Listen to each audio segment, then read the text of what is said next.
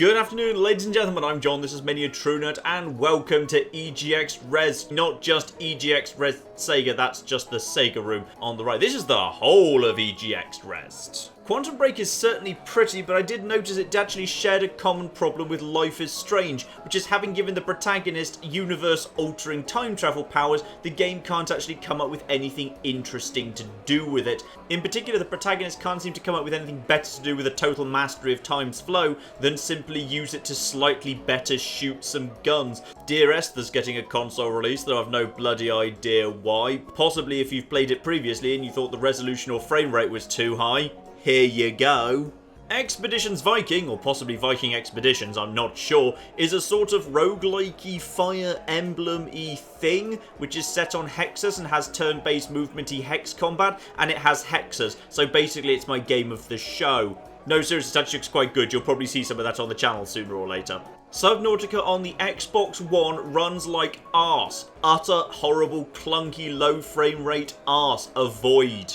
This is the last word. It's kind of cute and interesting. It's kind of a platformer set in a diary where you play with words and there's puzzles to solve by moving words around and changing the meaning of sentences. And then when you write a story, you go into the story. It's kind of cute and really quite pretty, but I can't get over my instinct that when a diary starts talking to you, there's a very real risk it might be a Horcrux.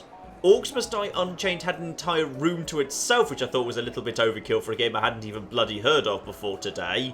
Total War Warhammer, or Total Warhammer as it blatantly should be called, was actually pretty good. I quite enjoyed it. It's fairly traditional Total War stuff. As long as you're playing as a humanish faction, just can figure out roughly what's going on with cavalry, spearmen, crossbowmen, etc. It's all pretty easy to figure out. Though I will say it did look a little bit scruffy for a 2016 release. At plenty of zoom distances, you could have confused it with Empire Total War quite easily. This is Syndrome, not Cinerame, as you'd probably think, because they've picked the worst font in the world. It's kinda somery, it might be alright.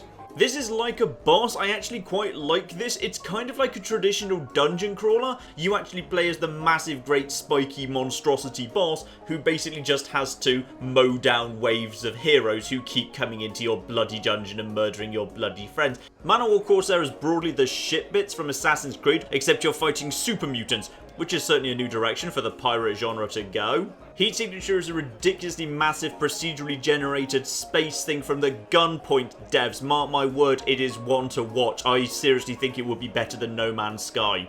This was a fun little gimmick game. The world is flat, where you have to rotate a ball in front of you to move a globe on screen to locate countries and cities. It's also very, very fun. You can always tell when Americans are using it, because for some reason people from the USA seem incredibly bad at locating any country that's not their own. Seriously, I saw one American journalist get Japan, and he was poking around Australia and New Zealand and Indonesia for like 20 seconds. Pop-Tarts and Collectibles, that is a heady mix.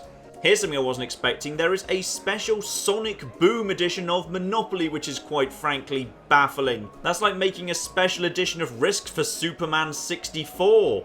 Carmageddon Max Damage looks absolutely abysmally awful. Seriously, it looks absolutely dreadful. Several of the maps they were showing off were like empty. There was this big sports stadium where people kept driving around and there was nothing in it but like a few people dotted around. It was ridiculous. And it's just so grey and dull. It's like it's set in Milton Keynes.